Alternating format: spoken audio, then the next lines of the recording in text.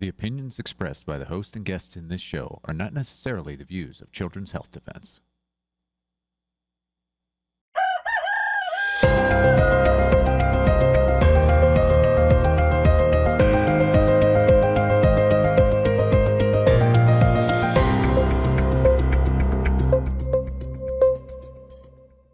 Good morning, CHD. It is Sunday, the 17th of August, 2025. Welcome to This Week with Mary Holland, President of Children's Health Defense, and myself, Polly Tommy. Mary, did you notice we have a new intro there? I did notice. I liked it. Very slick by our Lou. Yes, so we're very excited for that. It's been 4 years, you see, since we had the other one, so we had to update it. Okay, let's move on. We've got some great news for everybody this week. So first of all, in the Defender, HHS reinstates task force on safer childhood vaccines in response to lawsuit funded by Children's Health Defense. The announcement comes one day before the deadline to respond to a lawsuit alleging the agency's failure to set up the task force, violating federal law. Children's Health Defense, again, funded the lawsuit. So I want to say, first of all, when we say Children's Health Defense funded the lawsuit, what we really mean is thank you to all the people out there that donated. So it's your win. It's the people's win, is what it truly is. Absolutely. Yeah, this is really exciting, Polly. So this case was brought by our friend and attorney who's worked with us for many years, Ray Flores. And Ray was forced to move out of California to a safer state where there are religious exemptions, to Nevada, because there are no exemptions. And he makes the claim that vaccines are not safe, and that this task force that was required under the 1986 National Childhood Vaccine Injury Act was never reported to Congress as it was required to do. Apparently it was convened in the 1990s, between 90 and 98, then it was disbanded, but it never fulfilled its obligation to report to Congress every 2 years about how they're making vaccines safer. And so this was a very straightforward lawsuit that said, hey, Secretary, you and all the secretaries before you were supposed to convene this task force to report to Congress. And fortunately, Secretary Kennedy, our founder, agreed. And so he, right before the deadline to respond in court, he said, we're convening the task force. And the National Institutes of Health, headed by Jay Bhattacharya, is going to lead this effort for the task force on how to make vaccines safer. Because when in the 1986 Act, Polly, when it removed our ability to sue in a regular court for vaccine injury, Congress recognized that that was taking away a very important safety mechanism, and they needed to do something to compensate for that. So there's this compensation program for the families that have injured children, but they needed some way to compensate for how are we going to make vaccines safer. And that was literally never put into effect. So now it's going into effect, which is really, really fantastic. And we have to have huge thank you to Ray Flores, our Ray Flores. And he says this is a great day for children and a great day for Children's Health Defense, and says thank you to him because he led it up, right? He totally led this up, and he had this recognition that there was this last step to do. It's ironic, actually, Polly, because it was Bobby Kennedy with Aaron Siri who brought a lawsuit many years ago saying, hey, you never reported to Congress. And a federal district court in New York said, yeah, you're right. They never reported to Congress like they were supposed to, but they didn't do that last step, which was, okay, force the secretary to convene the task force. So now that's been done. So we sort of closed that loop, which is exciting. Very exciting, everybody. Well, more exciting news here. In the Defender, judge rules teen must be allowed to attend school in preliminary win in key medical exemption lawsuit funded by Children's Health Defense. In a major win for medical freedom, a New York federal judge late Tuesday ruled in favor of a preliminary injunction allowing a teenage girl who had been denied a medical vaccine exemption and barred from school to return to classes in September. This is pending the final outcome of her lawsuit against the school district. So could this still go wrong, Mary? I know this is a huge step forward. It's huge. It's unlikely to go wrong. So I want to just give people a little background in this case because it's such a crazy situation, Polly. It should never have needed to go to court, but it did. So here's this 16-year-old girl who, after the repeal of the religious exemption in New York State in 2019, she wanted to keep going to school. Fair enough. Her friends are there. She's learning. She's active. She's doing sports. So she takes all of the catch-up vaccines, 18 vaccines in 6 weeks, and she becomes severely injured. She develops conditions, I'm just going to read them because they're so severe: kidney issues, sepsis, seizures. She's come close to dying twice. The only vaccine that she did not have that was required for her as a 16-year-old student in a public high school was a third dose of a hepatitis B vaccine. Hepatitis B is a disease that is sexually transmissible or through IV injections. You can go to school under federal law if you have hepatitis B, but she was not able to go to school. So she was kicked out of school last spring. She's been harassed by the school district. She had letters from 6 physicians and a nurse practitioner all stating she cannot take any more hepatitis B doses because she is so severely injured with autoimmune conditions from her previous vaccines. And the school district was overriding 7 medical practitioners saying this person cannot take any more vaccines. So thankfully, I mean, crazy that this should have to go to court, in my view, but it went to court with our wonderful outside attorney, Sujata Gibson, representing Sarah Doe, a pseudonym. And the judge held that, yes, she does have a disability under the Americans with Disabilities Act, and she was likely to, in a full trial, she likely to succeed on the merits, and that she is entitled to go back to school in September. So it's not impossible for the school district, Oceanside, to challenge this ruling, but it's highly unlikely because a Second Circuit decision, the court higher than the federal district court, has already said there's no discretion for the schools. This is if a doctor has said somebody gets a medical exemption, they get a medical exemption. And Polly, this is already reverberating around the state, at least, because in New York State, the Department of Health, so-called, has been challenging every medical exemption. Remember, we don't have a religious exemption.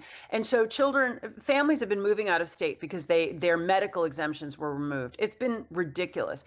And so now medically fragile people like Sarah Doe can stay in school and their families can live in New York, which is amazing and fantastic and frankly absurd that this in my view is a Kafkaesque case that should never have had to be brought. It's really related to the insanity of this vaccine zealotry. It's amazing news. And again, thank you to everybody out there that donates to Children's Health Defence, because none of this would be possible without you. Yeah, it would not be possible. It costs a lot of money to bring lawsuits. It really does. It's there's a lot of writing involved. There's a lot of meetings involved. There's depositions involved. There's trials involved. There's hearings involved. It's expensive.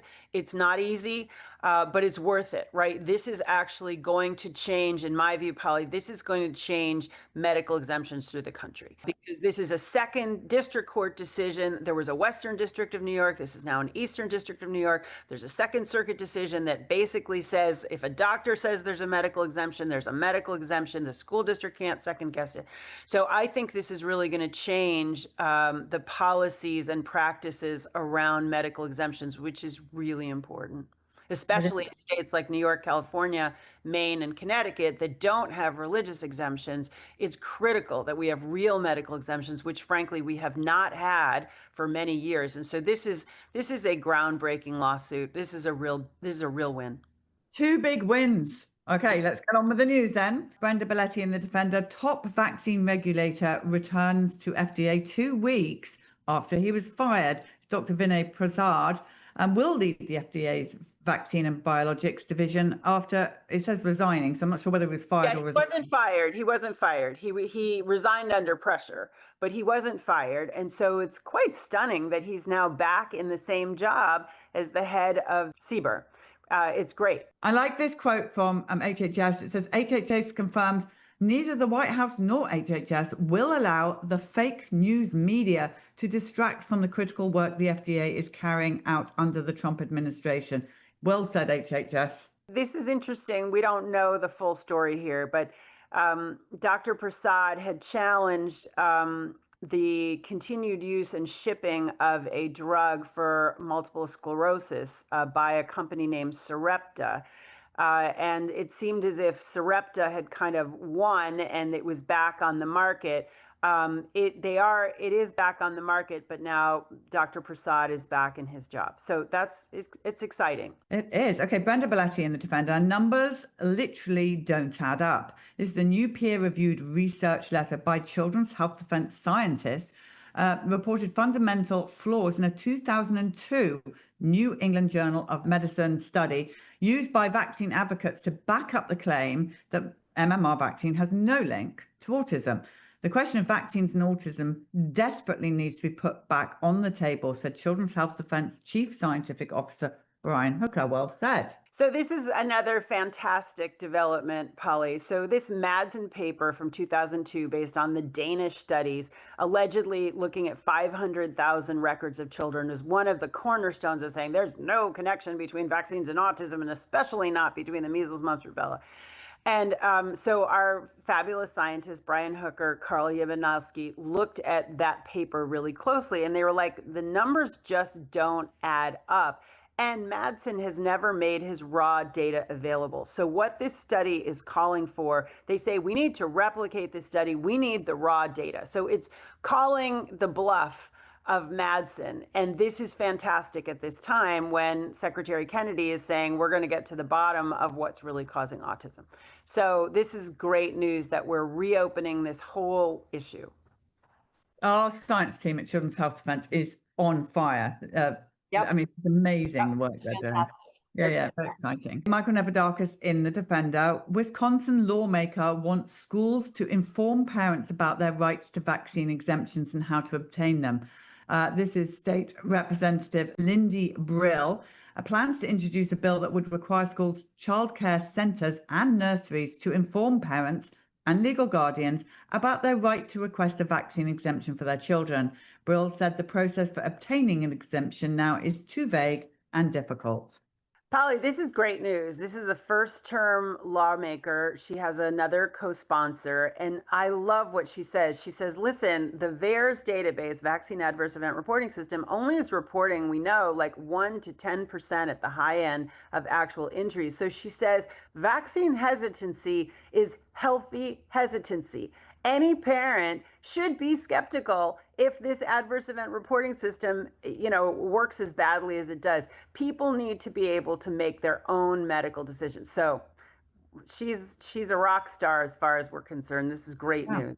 Great news. Brenda Belletti in the Defender. AAP and AMA booted from CDC Vaccine Advisory Working Group. So that's the AAP is the American Academy of Pediatrics, and the AMA is the American Medical Association. And there's 6 other major medical associations that will no longer participate in advising the Centers of Disease Control and Prevention, known as the CDC, on vaccine policy, which is excellent. They're draining the swamp, Mary. This is more good news, Polly. They basically, HHS has said these are special interest groups. They are biased, and we won't have these conflicts of interest on these expert panels anymore.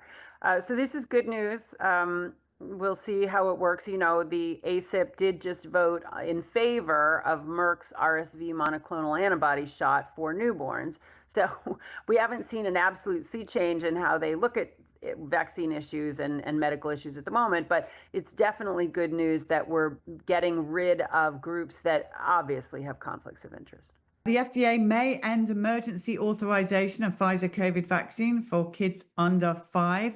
The CDC told state and local health departments that the FDA may end these emergency use authorizations for Pfizer's COVID-19 vaccine, again for children under 5, but would fully license the shot for kids aged 12 and up.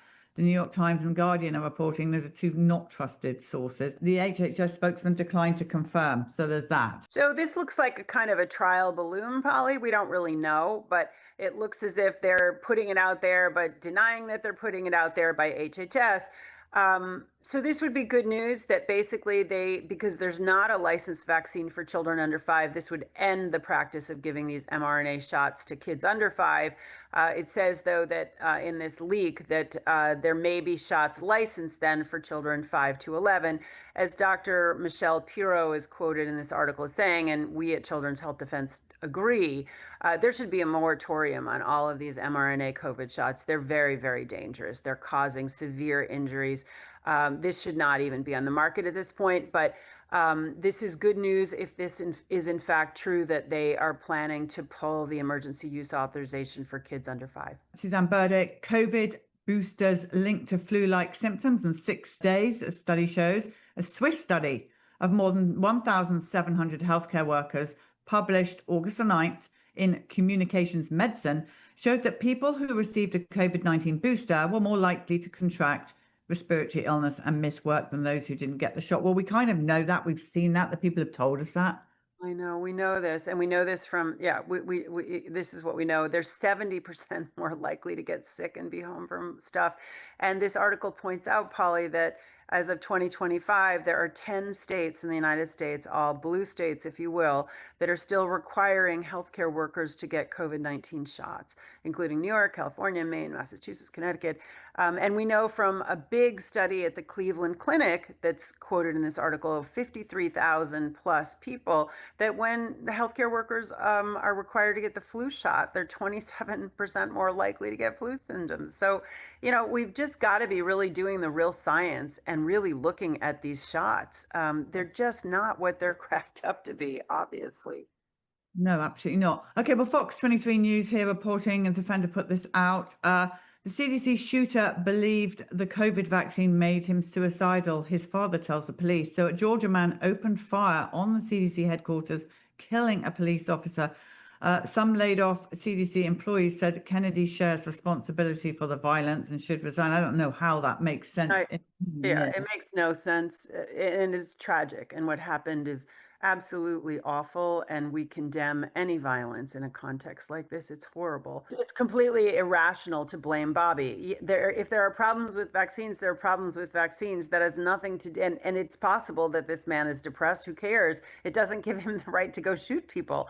I mean, it's ridiculous, you know, it's ridiculous. Well, this is a very interesting X from Dr. Suzanne Humphreys, a tweet out on X. And it's something I think that everyone needs to know about. It's happening in New Zealand. I don't know the situation here in America, but it says midwives are now getting a piece of the poison pie, which means they will become even more aggressive, which is diabolical, says Dr. Suzanne Humphreys. And then you'll see midwives in New Zealand get a one-off payment of 250 New Zealand pounds and GST training and incentive. So they can go and they can be trained to give vaccines and get 250 New Zealand pounds. But they also, it says vaccine payments for the administration of antenatal immunization. So for a Tdap, they get 46 New Zealand dollars, and then they get $37.50 for COVID-19 and $20.52 per additional vaccine. In my mind, so they can kill your child because your child could and can, we've heard it, die from these vaccines, but never mind because they get $47.60. It is diabolical. Suzanne Humphreys is right. It is diabolical. You know, and we're challenging this here, Polly. You know, this idea that there are any financial incentives is just wrong. It should be, a doctor should be completely unbiased and should have no financial incentives to give vaccines or not. The doctor should be looking only at the patient and saying, what's best for this child? So we oppose all of these financial kickbacks and incentive schemes that clearly prioritize profits over people. Yeah, and we were talking to a midwife recently who doesn't want to take vaccine. If they've been vaccinated, she doesn't want to have them in her care because of so many things that have gone wrong with the pregnant mothers that have been vaccinated. But if anyone out there knows what the payment situation is for midwives in America, I'd be very interested to know. Absolutely, I agree. Any midwives that want to talk out, we'd be very pleased to have you on CHD TV. We've got to keep exposing this. I agree, Polly. All right, this is WMUR 9. And we've covered this over the years, but here we are again. Whitefield man finds US Department of Agriculture rabies vaccine bait in his puppy's mouth. So he found a strange packet in his puppy's mouth. It's a 4-month-old beagle called Maggie. The man has since found 4 more of the baits on his property. It's the oral rabies vaccine. About 3.5 million baits will be distributed over the next 2 months across 6 states. The baits are dropped by planes, helicopters, and vehicles. And again, the same thing we say every year when this happens. What if a toddler picks that up? A little child picked that up? And I mean, and awful for the puppies, awful for all of the wildlife. So supposedly, Polly, this is for the raccoons, the foxes, the skunks, but This is crazy. I mean, they're trying to prevent rabies, but as you point out, at the expense of possibly killing kids, killing dogs. Uh, who knows what it does to those animals too? You know, like in so many other things, like we saw with COVID, it may be just creating more virulent strains of rabies. I mean, we don't really know the full effect of what this is doing. No, but anyway, this 6 states are getting a big drop, so watch out, everybody. I think it's the Northeast. This was from New Hampshire, but I guess probably the Northeast states. Crazy. Dr. Joseph McCullough, glyphosate greatly increases risk of liver damage in kids and adults. So we talk about glyphosate a lot at CHD, but this is an analysis of 42 studies showing that people exposed to glyphosate, one of the most widely used herbicides in the world, showed greater signs of fatty liver disease. Early childhood exposure to the chemical was linked to chronic inflammation and cellular damage throughout the body. And we are hearing of people who don't drink alcohol. I can name some people you all know very well that got diagnosed with fatty liver disease, but nothing to do with alcohol at all. So this definitely is on the rise. So it's super interesting to me about the glyphosate. Yeah, it's tragic. You know, this glyphosate is the most commonly used pesticide, and it causes all kinds of inflammation, endocrine disruption, gut issues. It's just so sad that this is where we are. And so Mercola is advising people what we would generally advise at CHD, you know, eat organic food if you can, use filtered water, eat fermented foods, limit ultra processed foods and restaurant foods. Those are the things that are going to help. But the article says that 100 million people are affected by fatty liver disease. I mean, that's really serious. Awful. Okay, well, this is US Right to Know. Nitrates in water, even far below safe levels, increase health risks for babies. Nitrates, which enter drinking water mainly through chemical fertilizer runoff and animal manure from farms, is invisible, it's odorless, and it's tasteless. Even at a mere 1% of the federal government's safety threshold, nitrates may significantly raise the risk of premature birth and low birth weight, according to a new study of 350,000 birth records. So that again is interesting. And also another thing for everyone to have to be careful about. It's non-stop, isn't it? Yeah, so this is from Iowa, where there's a lot of agriculture, but they're basically saying that the EPA, Environmental Protection Agency level that was established in 1992 is not up to date on current science and that they need to update the EPA regulation, which sounds exactly right. This is based on 350,000 birth records. Well, let's talk about Ozempic.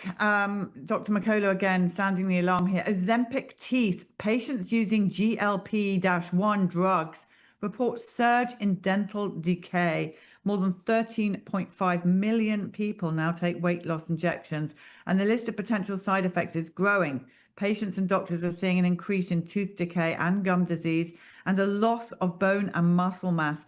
The drugs are also linked to a higher risk of heart disease, pneumonia, and even Alzheimer's. People, it cannot be worth it to take this. Cannot, Polly. It's really troubling. It points out that, you know, this increase in the use of these injections has just skyrocketed since 2018. And they're known to cause heart disease, pneumonia, Alzheimer's. It's just, not to mention the tooth decay that they're seeing. And then there's the Ozempic face that makes people look really weird. And as you pointed out, you don't just lose fat, you also lose bone and you lose muscle. It's very troubling. And so he gives general advice on how to lose weight, you know, avoid these drugs, eliminate seed oils, and shift your intake of carbohydrates to, you know, better carbohydrates. And then he sort of gives a recommendation for 8 grams of protein per pound, get sun, get sleep. There are no real shortcuts, is what he says. And remember what Sally Fallon said when we had her on CHD TV. Women of a certain age are supposed to have a little bit of fat on them. It's good for us. So I'm going with that. Anyway, right, moving on. Of course, children's health events, I do not give out any medical advice. No, we don't give medical advice. That one completely clear. All right, our conference, it's getting very exciting. We're going to put the link back in here, but do keep checking as we add more speakers to the list. But we have some very exciting things happening now. We do hope we see all of you there, which is lovely to give you all a big hug, won't it, Mary? Absolutely. No, it's going to be a great conference. It's still a work in progress for sure. People are still signing on to come and speak and be there, but we've got vendors signing up, we've got new speakers, but already we've got, Dr. Suzanne Humphreys, who we just mentioned, Dr. Pierre Corey, all of the key CHD team, including us, but Brian Hooker, Carl Jablanowski, Miriam Eckenfels, Scott McCullough. We're all going to be there. It's going to be, and think about it, Polly, it's going to be in November. So it's going to be after Secretary Kennedy's big announcements around the Make America Healthy Again report and what's causing autism, which are going to be happening in September. So it's going to be a very exciting time. There's a lot going on. These two recent wins, we've got a lot of other very important cases right now in the works. I think that it's going to be very exciting, and it's going to be an important time for us, Polly, to start preparing for 2026. 2026 is going to be the midterm elections. They're always important. They're going to be especially important this coming year. So our conference in November is going to give us an opportunity to really think ahead and what can we as advocates for health freedom be doing and thinking about for 2026. So anyway, I'm super excited. We're going to be in Austin near you, Polly, and it's going to be a great time. Yeah, it's going to be fun. So the other thing to say is that we at CHD TV have a job going for broadcast operations producer. Now, we're a small team, but if you have the qualifications operating live broadcast software and designing daily show covers and segment planning, you'll be working with our small but very fabulous team. The job description is in the show notes, and we'd love to have whoever it is that has those skills part of our small team. It's very exciting working at Children's Health Defence. So do please apply, and you'll be working with us. So that's exciting. And then to say on Tuesday, August the 19th at 8 p.m. Eastern time, we have an UpClose event. Now, for those who don't know what an UpClose event is, for those of you, well, Mary, you explain. Well, in general, Polly, our UpClose events that we do once a month online, we do some in person, but we think of one every month online. It's generally for people who are donating at least $10 a year. But this UpClose next Tuesday is going to be for anybody who subscribes to CHD. And we're going to have Senator Ron Johnson together with you, Polly, and our Chief Science Officer, Brian Hooker, to talk about the hearing that Senator Johnson just held in the Senate, in the subcommittee for the Permanent Subcommittee on Investigations, Voices of the Vaccine Injured. And so we will deconstruct what happened at that hearing, why it was important, what are the next steps. I think it's going to be a really exciting conversation. And really, truly, Polly, in the Senate, I don't think there's a better advocate for the vaccine injured or for vaccine choice than Senator Johnson. I have never heard anybody say a bad word about Senator Johnson. Even the people we were interviewing recently, everybody just absolutely loves him for what he's doing. So this is Tuesday, August the 19th at 8 p.m. Eastern. Right. You just all join on a big Zoom, and it's fun. It's really fun, everybody. Please come. It is. It's fun. And we've gotten this down to a science. It's exactly 1 hour, not more, not less. And it will be a really interesting conversation with the senator about vaccine injury. Yeah. And so all you do is you just, in the link below in the show notes, you just press on that and you'll just be able to sign up for it. And we'll send you a link. I think that's how it works. Yeah. All right. Well, that's it from us, the news for today. And now we are going to go to our geoengineering report, and then we're going to go to our medical professional of the day. So for Mary and I, pray big, stand firm, never settle. I'll see you tomorrow on Good Morning CHD. I'm Claire Dooley, you're watching CHD TV, and this is the Geoengineering Report, where we identify the threat in the skies. So there are some new policies that now frame forest thinning and logging as climate solutions, but is cutting down trees really saving the planet? In this episode, we unpack how misguided environmental strategies may be playing right into a deeper agenda. Our expert Dane reveals how engineered drought, desiccant particulates, and manipulated burns are driving the loss of forest ecosystems, not saving them. Controlled burns keep carbon stored in trees, reducing greenhouse gas emissions. Yeah, there's a lot of false narrative in that arena too. So when we had the former Trump administration official that toured here in Reading, for example, after some of the big fires we had here, and the narrative was, and I'm not blaming the Trump administration, the Biden administration, they're all the same. It doesn't matter the political stripe. But when we have this narrative being pushed by certain demographics, that the reason the forests are burning, and it's being pushed by this administration hard, by the way, because they've opened up our national parks for logging. Did you know that? No. 50% of the national parks are now open for commercial logging.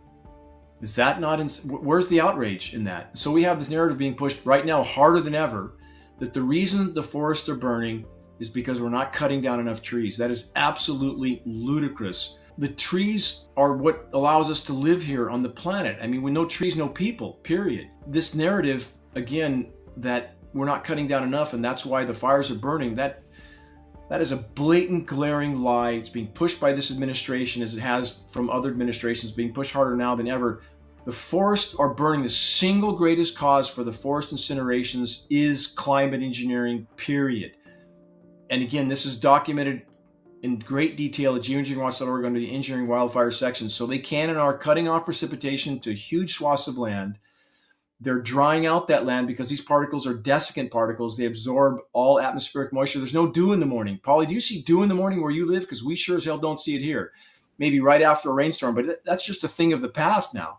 Yeah. We don't have any atmospheric moisture settling down because it's being dried up from desiccant particles. The destroyed ozone layer is also diminishing the evaporative cycle.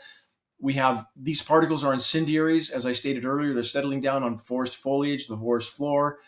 From every conceivable direction, the single biggest factor for the forest incinerations and Palisades and Lahaina, climate engineering, period. And they're blaming it on not cutting down enough trees. It's absolutely ludicrous. So for people that buy that, and my dad was an arborist. I know a lot about trees. I've done 6 habitat restoration projects in the forests of Northern California. I ran every single one. That's 3 state, 3 federal. I know a fair bit about forestry. And again, people adopt a narrative, they parrot it out, they don't know what they're talking about. It's just like the certain demographics that parrot vaccines are safe and effective. They don't know anything about what they're speaking about. Couldn't be further from the truth, but they parrot that narrative and they believe it. Same is true with the forest incinerations. When people pretend that they're all burning just because we're not cutting down enough trees, it's ludicrous. And again, I'm asking people to actually research, to consider that from every conceivable direction, climate engineering is pounding the nails into our collective coffins. And I mean every direction. Polly, have you heard the warnings from official sources that how vulnerable we are now to, for example, a solar flare or a CME, that it could shut down power grids and internet? Have you heard that? Yes. Even there, climate engineering core, because it's destroying the protective layers of the atmosphere, making us much more vulnerable to a CME or a solar flare. And again, and they can and likely will blame a CME or solar flare for an EMP attack, in which when they're ready to take down our communications, they will, and there's already headlines that fit exactly into this category.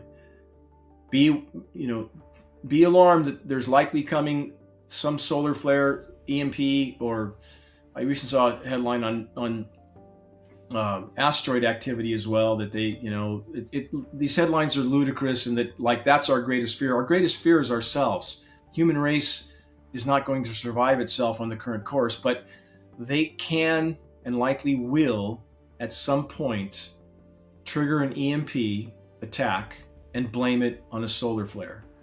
So again, and if we do have a significant solar flare, because the atmosphere has been so damaged, and we have a Carrington-sized event, that's a big event that happened in the 1800s, and that shuts down grids around the globe, and the nuclear power plants can't cool themselves. Now we have, again, Fukushima times several hundred, game over. So from every conceivable direction, from the air we breathe, the food we eat, the water we drink, the oxygen we need to breathe, because climate engineering is destroying the forests, destroying the plankton, so our oxygen content is plummeting. I don't know if you know anybody who says they have trouble breathing lately. It's not just the particulate matter that's in the air that's highly inflammatory, but O2 is going down as well. Oxygen is going down also from all of the above. Climate engineering inseparable from all of them. We love hearing from you at CHD TV. We always are going through your emails and, sending them to each other and discussing the pictures you're sending and, whatever comments you're making. So please continue doing so. You can reach out to us at goodmorning@chd.tv. Thank you so much for watching the Geoengineering Report, and we'll see you next time on CHD TV.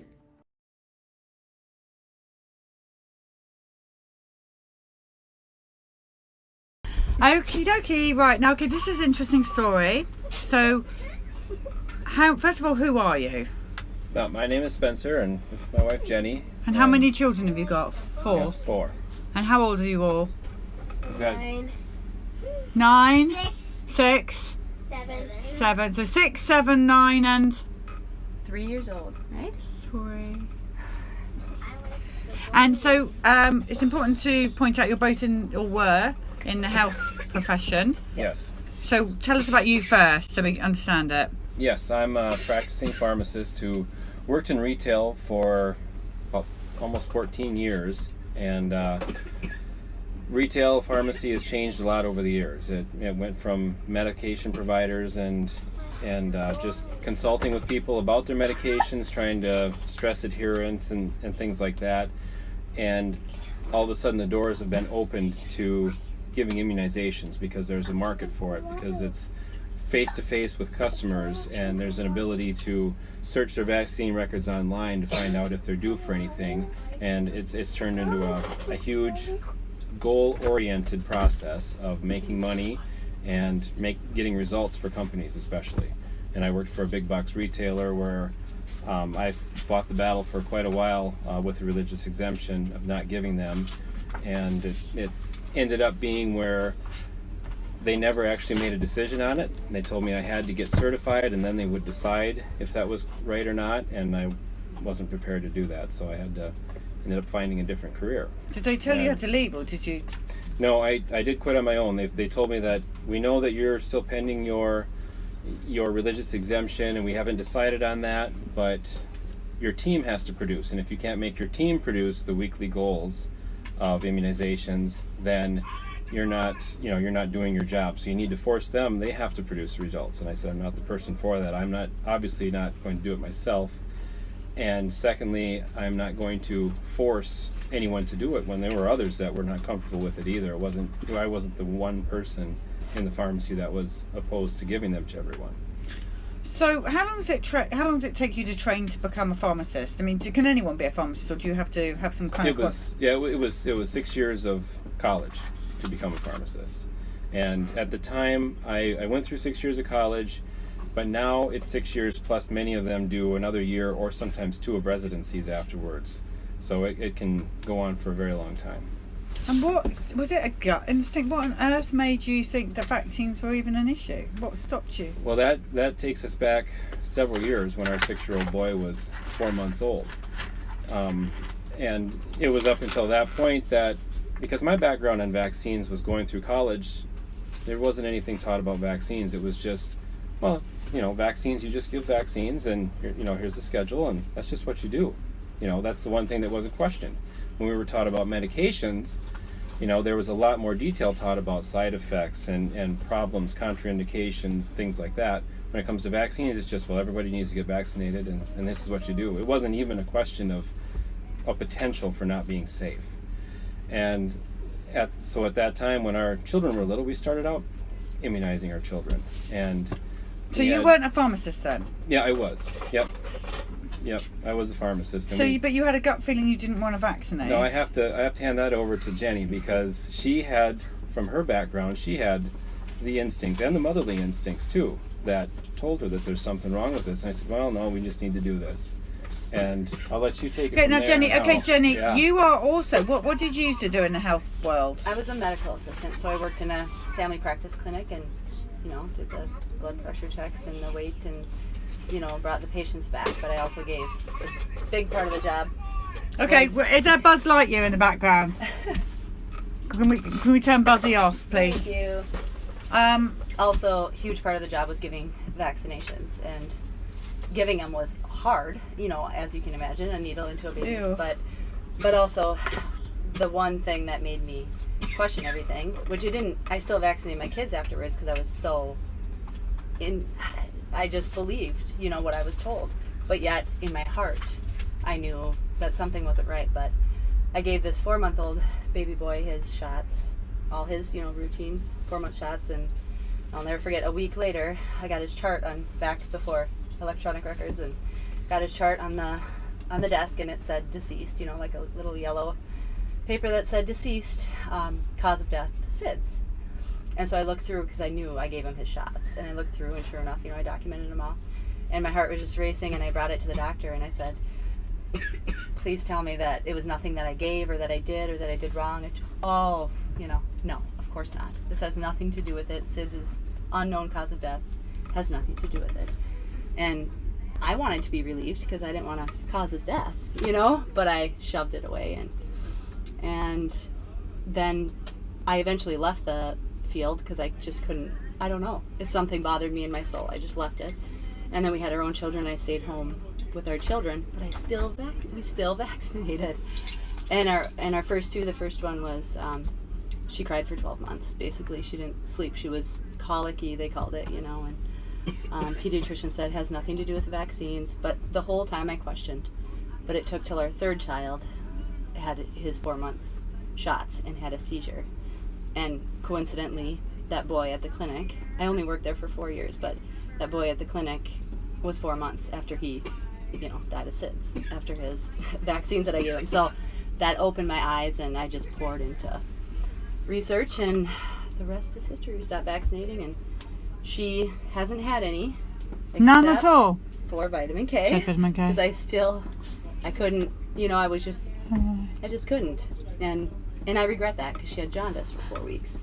Why? Yeah, I was going to ask you that. So, how old is she again? 3? Yeah. So, hello, 3-year-old. You look like you're much older than 3. So, you gave her the vitamin K, but now you regret it. Is there anything that's made you think that was something you should have regretted? Absolutely. Now that I did look into it a little bit, but I kind of withheld from fully looking into polysorbate 80, you know, the whole thing. And then, of course, after she had jaundice for 4 weeks, I thought, well, that's a no-brainer from the vitamin K. And then, yeah. So, but if we were to do it all over again, it would be none. After the 4 months vaccines with our son and the seizure that he had after that, it was eye-opening to me, and we're very thankful to God that first of all, our eyes were opened, and second of all, that God really did protect our children. I mean, we're very fortunate. There's so many that have had so many worse lifelong reactions to vaccines, and we're very fortunate that to turn out. Yeah. You shouldn't have to settle. No, absolutely not. But there's a reason for it. Yep. And what sealed the deal, and then for me, is once we started looking into things that, you know, we learned so much. When we went back in for our next appointment with not a pediatrician, but a physician's assistant that worked under a pediatrician that we saw, and then we witnessed the denial. Oh, absolutely. Yeah. Absolutely. There's no way. Yeah. There's no way. It's probably a tumor. We should probably schedule an MRI. Mm-hmm. I printed out the insert, and I highlighted seizure on DTaP. You know, he had DTaP, HIB, PCV, polio, and rotavirus. And, yeah. And we basically said, well, it's right there in the package insert that I showed it to her. It can cause seizures. And she said no. We never see that, though. We don't see that. And that's why it's listed as a problem on the inside. Right. Yep.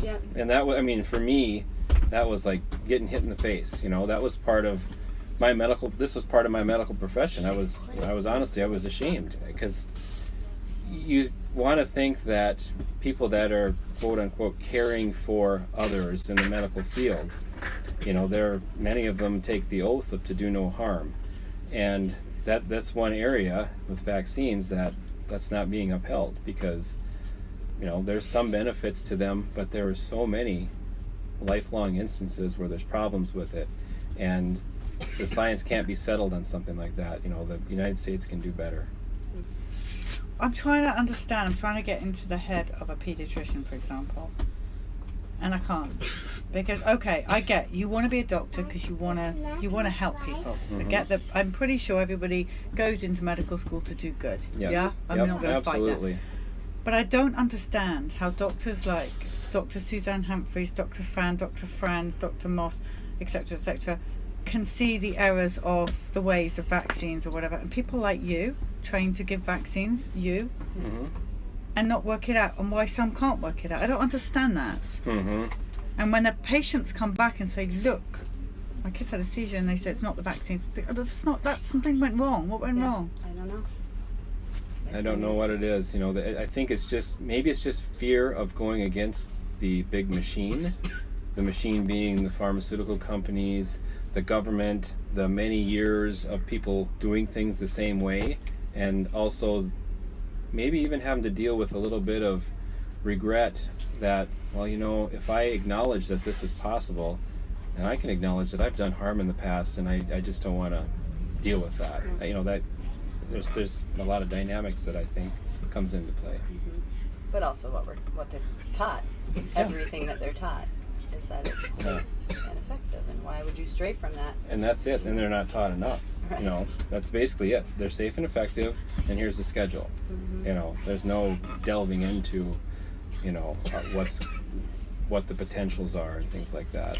Doctors tell us that in their training they don't really have any training on vaccines, but they get a lot of pharma sales reps that come in and talk to them about how wonderful vaccines, you know, this drug or this vaccine or whatever it may be. And so it's a kind of, do you think we need to do better? Do you think the medical schools are slightly bought off by pharma? Absolutely. I mean, if you look at different colleges of pharmacy or medical colleges, you know, you'll see how much money is given to them under the guise of, you know, research and things like that, which all sounds good and everything, but a lot of money is coming from big pharma. And so you can't tell me that there's not some influence that they have when it comes to what the students are getting out of it. So with everything you both know, I mean, I feel for you actually more than anybody because you gave vaccines, and that must sit somewhere down in there. And you obviously did not know the dangers of vaccines because you wouldn't have done it. You're a good person. But maybe you woke up and you refused to do it anymore. You refused to do it in the first place. You've never vaccinated one, correct? You're a pharmacist. You've never vaccinated. I don't think there's anybody. Right. There's no pharmacists out there. That's what they do. Right. That's what they do now. Yep. Didn't used to, but now. But there's big money in it for It's them. money, We were talking, some off record would not go on camera. They were far too scared. They were actually working in Walmart or somewhere like that. And they said, you know, she has to do things like inject an orange. She is trying not to, but if she doesn't hit those sales targets, she's out of a job. Yep. Absolutely. Well, he was the manager, so he was supposed to be giving them plus making sure that the team was giving them as well. Yeah. And there were other pharmacists one other pharmacist that was, you know, aware of things in the way that we are aware of things with dangers of vaccines, and she didn't want to do it at all, but felt that she had to. And so I don't know if she's actually giving them yet. She's trying to avoid it, but it'll get to the point where she'll be squeezed out too. And it's just wrong. It is wrong, but I do know this, that all these health professionals that are either getting fired or pushed out, they have got to get together because we will go to them, whatever they build, whatever clinic they have. I'm sure there's way more people that know now than don't know. Yep. There's a lot. And I mean, I meet people who say, listen, hi, lovely, see what you're doing, but just so you know, can't go on film or hiding in the woods. Yes. Or whatever it is they're doing. People are So there's scared. just tons more. And I actually also realised that the baddies, there are really not that many of them. There are a few really bad baddies that are influencing down, and we're cracking the code here because people. And at the moment, I'll be honest with you, it's doctors and pharmacists that have faith that are coming out. Right. Want to do the wrong thing means left, right, and centre. Yes. Not making it up. They just come here and they say, Right. "I have faith, and I know I'm doing wrong." Yes. That's what. For it is. now, Right. they're coming out, but I think people will. Look, as I keep saying, it doesn't matter whether you've got faith or not. At the end of the day, you can't take your money with you wherever you think you're going. Absolutely. Saying there's no U-Haul van trailing you to No. wherever you think that is. No, and the big thing that we need to focus on is the informed consent, which is a huge topic when it comes to this, because no one is actually getting informed consent. They'll ask you if you're allergic to eggs or if you're allergic to neomycin or something like that before you get it. But if you know, if you say no, there's no problem, then okay, we just go right along with it. They don't go through, well, you know, there's a 1 in a million chance possibly of an injection site reaction, and possibly, you know, very rare you could have a hypersensitivity or an anaphylactic reaction, but we have epinephrine on hand just in case that happens. But they never go into all the other listed side effects and things that aren't on the government propaganda sheet, which is the vaccine information statement. That's all they see. The package insert goes into much more detail, and no one ever gets that far. And I mean, basically, the insert, if you really read it, and it's huge, and you have to get, I mean, don't care how good your eyes are, you still have to get something out. That is tiny. Yeah. And if you actually go through it, basically what it says is do not give if you're allergic to any of the ingredients or sensitive in the vaccine, which you will not know if you are until you've tried. Yep. So it's a catch-22, and they've covered, Merck and all the rest have covered every inch. Yep. There's every illness. There's even SIDS on the insert, which I was trying to tell that poor Daily Mail reporter today, because he was making a fool of him saying SIDS is, you know, bad parents that put their kids down wrong for But he bed. wouldn't hear it. I was like, whoa, it's on the insert? Yeah. And he just wouldn't, he wasn't listening. Where was SIDS years ago when every baby, parents used to put their babies on their belly to sleep, you know, and things like that with blankets. You know. In the old days, they had big, thick duvets that they'd snuggle us Absolutely. in. We didn't die of suffocation. No. And now it's, even if your baby is just on a mattress with nothing else, they say it's suffocation. They're 4 months, they were holding their heads up, as this mother pointed out. They're desperate, and that's why I'd have to keep going back to Andy Wakefield's Bad Man. Right. They really can't think of anything else. No, Just they keep get digging 'em rebutted. up. Did you guys get, are you still a pharmacist? Yes, yeah. Do you work for yourself? No, I work in a hospital setting now where I don't have to give them.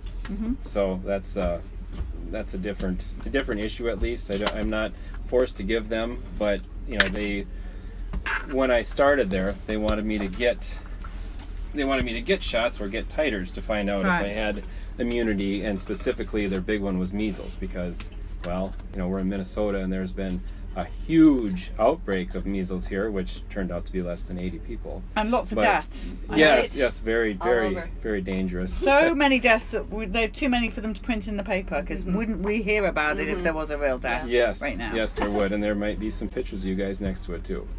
Of course, that's absolutely true. Yeah. So, but yeah. So you know, for the time being, I'm employed, and I'm not being forced to give shots or anything, and so I guess we'll see what happens in the future, though. Right. So now, what? So is there anything? So I interviewed a scientist the other day who was working on the Ebola. Did you see that one? Anyway, beautiful, lovely lady working on it. And she says they're making the vaccine right now. It's just down the road from where we were before, being made. And also, we're very soon going to have an Ebola outbreak. So you know how the marketing goes. Yes. My suspicion is it'll be Florida. I don't know why I just feel Florida. Yeah. And it'll be danger, people dying. There'll be pictures of dead people everywhere. Disney and World is a nice touch. We've kind of done Disney World. I feel like we need a new place to do it. So, there's going to be this huge, dangerous death everywhere, and then there's going to be mass vaccine thing. And already some of the schools, certainly in Texas, are getting national vaccine emergency drills. That's happening. So they're getting ready for it. So they're going to test out what happens if we scare people enough. And anyway, I asked her, because she's an expert, because she's worked on Ebola, would you give, if there was a mass outbreak, the Ebola vaccine to you or your kids? Hell no. I mean, guys, come on. If the people that work in the system say don't. But don't you feel really sorry for those young innocent parents that we all used to be? You guys in your medical training with your babies. We try to help. There's only so much you can do, and people don't want to hear it. I mean, we haven't lost, but we have a lot of opposition in family and with friends. And tension with friends and family, definitely. Yep. You know, over this. But are they medical, your family? Some. And that's where it's So. But overall it's been positive, though. I mean, I'm not on social media or anything, you know, but my wife has been active on there and has put some good information out, and there's been positive results from it too. Yes. People reach out always privately, you know, they'll privately message me. Because they're scared to put their names out and things like that. That's changing though. Because when we started out on the bus only a year ago, people would whisper to us, and now, like the lady before you just said, you know what? I wasn't always the lady before that. I don't know which one. She said, I would never sit here telling my story, but I see others doing it. Right. If they can do it, I can do it, Right. and that's what this is about. That's right. And they really, if thousands and hundreds of thousands of us do it, Mm-hmm. it's kind of game over for them, really, isn't it? Yeah, they're getting scared. Yep.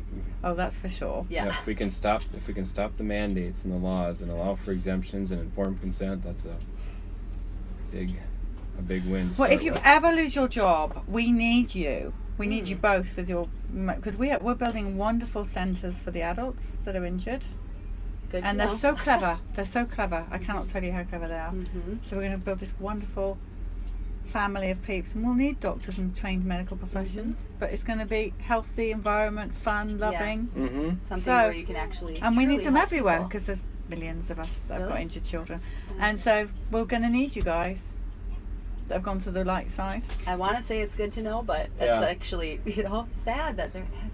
Yeah. come to It's that. really sad, but we're Yeah. going to try. It's happened, Yeah. and it So is what we it have to is. deal with it. So I think it's our duty to the injured, to look after the injured and give them what they deserve, which is a future that's safe Right.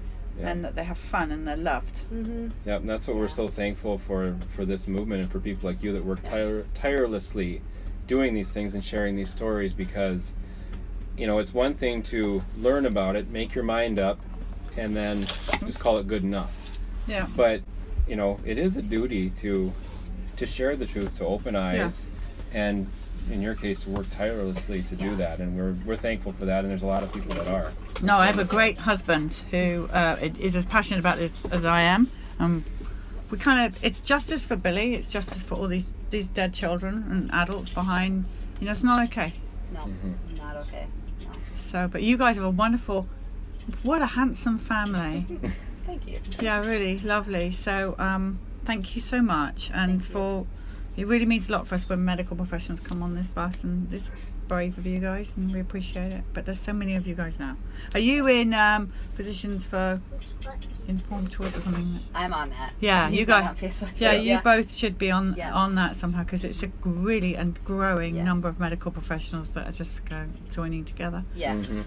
That's Yes. wonderful. I should think It is that's a good- probably panicking the dark side more than anything else. Probably, yeah. Mustn't call it the dark side. That's naughty. The dark side. Right. Okay. Thank you so much. Say goodbye to everybody. Everyone thinks you're wonderful, and we Thank really you. appreciate it. Thank you very much.